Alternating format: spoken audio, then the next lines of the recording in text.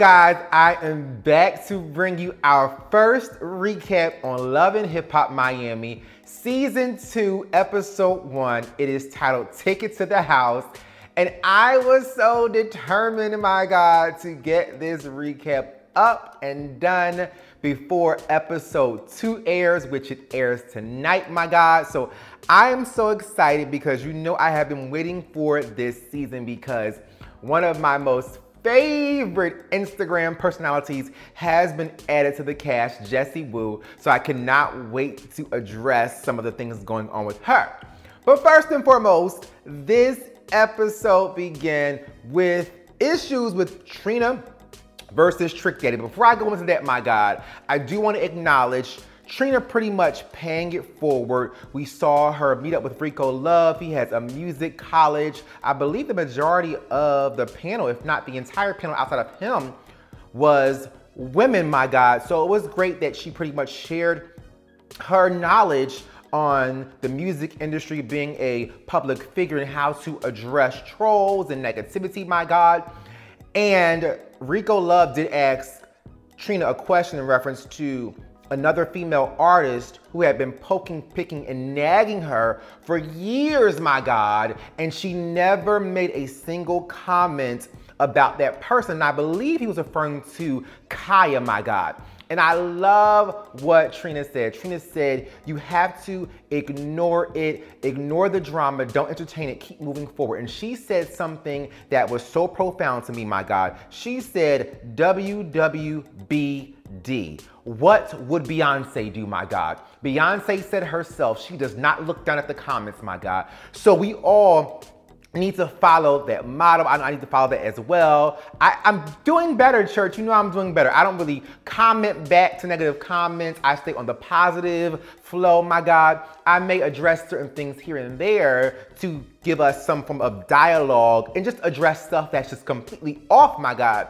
But across the board, you cannot entertain negativity because people who post significant and consistent negative comments with nothing ever positive to say about any of these people that they're trolling, my God, just shows that their nature is to be negative and they are desiring a reaction. And once you give them a reaction, you allow them to have promotion on your platform and from your brand, my God. So jumping into the Trina versus Trick Daddy, See, I feel like Trina is about her business, and I'm not sure what Trick Daddy has been doing over the past 20 years or since his last hot record, my God. So it's not surprising that this TNT album is stalling and not working. I know Trina is upset because she was very serious about this last season, and here we are in a new season and nothing has really come to fruition. And the fact they were performing and Trick Daddy's ass cut off Trina's song, my God. I mean, she went off, and she is truly a passionate, dedicated woman because when she broke down crying, and it's interesting because when you think about how a person responds to something, she was being a bitch at first based on just how it surprised her and affected her. But then she broke down crying saying, I've always supported him. I support this person, take care of that person. And she is just trying to do what she has to do. And it feels like that Trick Daddy is holding her back or at least stalling and not being serious. So I think it was great for us to see how a person can go through different emotions. If you catch them at the wrong time, you could easily judge them for being the bitch or the asshole. But then when you see the rest of it and they share their story, you can then understand what they were going through in that moment. So, I mean, we have to lift Trina up in prayer, my God, because I'm not sure she is going to have a project with Trick Daddy unless he is just playing this up for this show. But I'm not sure that he is, my God, because he wasn't making sense last season with his whole divorce or not wanting a divorce with his wife or ex-wife Joy, my God. So, I mean, he has a lot going on with himself. Next, we have to address Gunplay and Kiara. We gave Kiara so many props last season for her sticking by, supporting Gunplay, but also making him accountable for his actions because she was not for him going back to drugs, my God. So, he has been sober. They are still not together, my God, because of his ass sliding in the DMs. Now, I will say it threw me off, but it didn't throw me off. See, it's hard because at times I get why you may stray. Although it is wrong, when a spouse is not holding up their end of the bargain, my God, it will cause you to feel neglected and to stray. But when you think about these rappers and things like that, I'm not sure they're on the same level as we are as regular, ordinary people, my God, who experience relationship problems, because I can see a Gunplay one getting on Love and Hip Hop Miami, my God, getting even more popularity than he's ever had before. Then all these ladies are in his DMs because, I mean, on some occasions, he is a handsome guy. I mean, he does have a look that could be appealing to to a group of people, my God. So it's not surprising that people would be in his DMs, but to have a down-ass chick, my God, like Kiara doesn't seem like the woman who would be a down-ass chick as she was and then not giving him no coochie, my God, or not giving him any attention. So I think he's just using that because he has heard other people say that, and in certain situations that may be valid, although the cheating and straying is wrong. But it was exposed, my God, that he was in the DMs with Amara La Negra, my God. And it's surprising to hear because Amara seems to be, or at least presents herself as a woman of integrity. So for her to slide in, and it was confirmed that she slid in Gunplay's DMs. He didn't slide in hers, my God, because Kiara said that she looked and it was her chasing after Gunplay. And she even said, if you have all this fabulousness and all of this going on and you are that chick, my God, why are you chasing after dudes? Why are they not chasing after you? So Kiara is dead ass right. I'm not sure why Amara La Negra would even do that, knowing they're on a show, knowing that he was connected to Kiara. And yeah, I'm kind of disappointed in Amara. So I always feel like there is more to the story. So maybe we need to hear Amara's side as well. I also do want to say they did show us that Gunplay has an album ready to come out. When I say the artwork for his album was beautiful, I don't know if you guys caught that, but it was him, I think, naked with his head down, his feet were out, and he was just in a certain kind of a posture, but it was a beautiful cover. So props to Gunplay for his forthcoming or soon coming project. Next, let's address, since we're already on because of him and Amara, let's address Amara. Amara did say that everything is popping off for her. Everything is great. She has this newfound celebrity and popularity. And even though she has, in a sense, blown up, she has the same house, same car. And I respect a chick for that because that's in the space that I'm in. Letting your coins pile up, my God. Let the revenue come in, but still stay in a position to where you are bringing in more than you're putting out, my God. And that is the best way to do it because so many times these people who get this, now, I won't say it's quick money, but just this popularity out of nowhere, because when you do a reality show, you never know if you're going to be that girl. So when you get this kind of popularity, it is so easy to want to get that Maserati or that Bentley or that Rolls Royce and that house, my God. But if you just stay where you are, those things will come. But a responsible businessman or woman would stay where they are, as long as it's safe and not dangerous, but stay where they are, keep the same things, and let that money pile up for a while. That's what Amara did, my God. But we also saw that her mother was severely burned.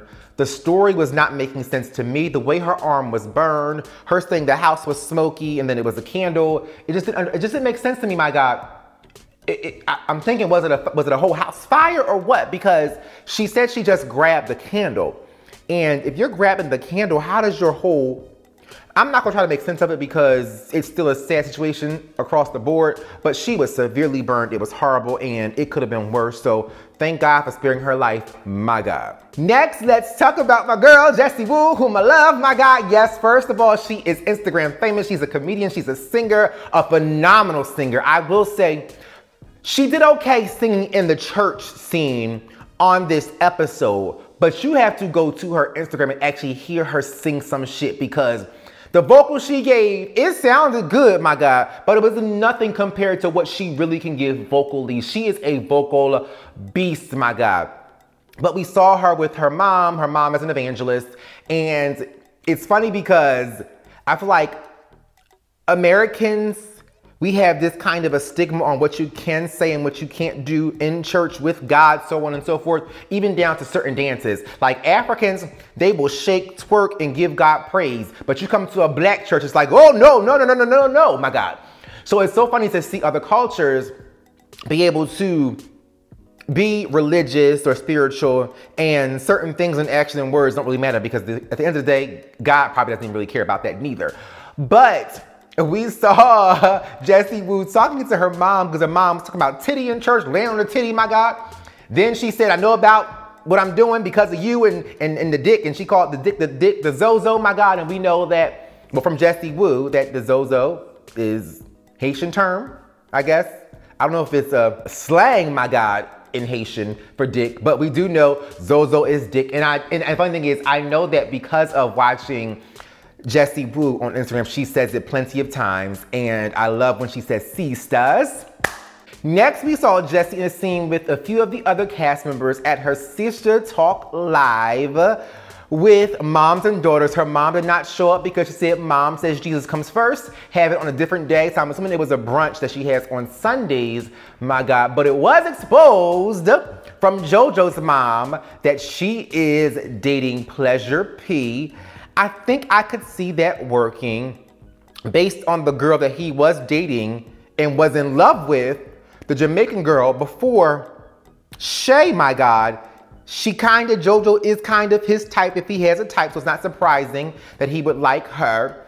And someone said, I don't remember who it was, maybe it was Miami or someone else said, it's better. I think it was Joy. I think Joy said it was better than him dating Shay. JoJo's better than him dating Shay.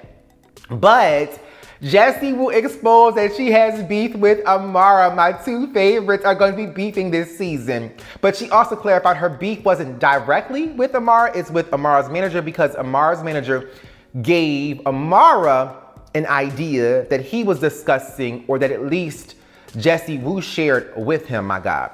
But I'm thinking maybe she does have a direct beef or issue with Amara because it was also exposed that Amara was talking to or trying to ask Jessie Woo's boyfriend or ex-boyfriend, has he ever cheated or dated someone else, my God, and he just left and walked away, according to the story that Jessie Woo shared. So I'm not sure what's going on with Amara because as gorgeous as she is, you can't find a man, baby, that doesn't have a woman already, my God. But find a man that's single, Amara. You're beautiful. Plenty of guys want you. I know they do, my God. So can't wait to see how their interaction unfolds because we have yet to see them in a scene together, but we know it's coming based on what has been shared thus far, my God. Next, we got to saw the sexy ass slim cutie. Not even really like slim guys like that. Prince is so adorable. He is so cute. And when you think about, my God, his cuteness, I never knew he was Jamaican. It was exposed this season, I think, because we saw that his dad is Jamaican. I had no clue, but it makes him even more sexy, my God. We were also informed that he had been in and out of jail since he was a kid in juvenile, in jail as an adult, my God. And he doesn't even seem like the personality that would be in jail, my God, because you know, based on his appearance, my God, you know what would be going down in jail. They would be on his booty, okay? And speaking of being on his booty, he is supposed to be great friends with Bobby Lights, and social media, of course, I think I probably questioned it as well at one point or another, if they were more than friends. And not that a heterosexual man and a gay man can't be friends, but their interaction is so playful and relationship oriented. And I know that if Prince is gay, or at least bisexual, he would never probably openly share it because his dad's Jamaican, he's Jamaican, and that doesn't go over too well, my God. And so it takes a strong kind of a person, a certain kind of a person, my God, to be able to be out, open and gay and have Jamaican roots, my God. Just as it is for us who come from the Black community, but other cultures sometimes go to the extreme. The Black community may ostracize you. Other cultures, they'll beat you, kill you, strangle you, burn you, and everything else, my God. Not that ours wouldn't, but I've seen it more with other cultures in other countries. But to know that social media is thinking what I'm thinking, are they together, are they not? The question is, or has been raised publicly, is Prince gay? He still hasn't confirmed if he's gay or not. I don't think, even in this episode, the heading came up, but he just said the concern is if he is actually Bobby's boyfriend or Bobby's just friend. And after he walked off, Bobby then opened up to Miami and addressed the fact that he is not really feeling Prince anymore because of him exposing him, playing him, and embarrassing him in public. I think Prince did walk up and pull Bobby's wig off when they were at an event and embarrassed him, and then Bobby chased him and fell over and pretty much looked like he could have hurt himself because Bobby ran smack dab into that wall, by God, the corner of that wall. So I know he had to have been hurt. But when somebody is truly your friend, I get being playful, but I think Bobby feels like that Prince is just doing this just to gain public attention via Bobby and using his platform, my God. And it's hard to say either way because I feel like maybe it's just Prince's personality. But then again, I guess we'll figure out how that plays out further on down in the season, my God. Next, I do want to address really quick. There was a situation or a sit down between Amara and JoJo. And JoJo was opening up and sharing with Amara about how she's having issues with Bobby living with her. And he opened up to her about Prince and the issues and so on and so forth. But I was confused because the reason why Amara and JoJo are friends is because JoJo really was sold out and defended Amara against one of their other friends, my God.